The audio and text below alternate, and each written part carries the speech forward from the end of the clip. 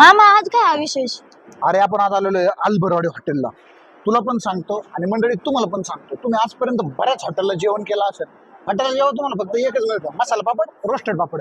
इथं जर पापडाचा प्रकार पाहिला ना तुम्हाला, हे पहा, हा आहे तांदळाचा पापड, हा आहे ज्वारीचा पापड, हा आहे नाचणीचा पापड आणि हे आहे कुरडई पापड. बरं थांबा हा. थांबा, मग ह्यो काय प्रकार? ह्यो तुम्हाला सांगतो, अरे तुला पण सांगतो, ऐक ना.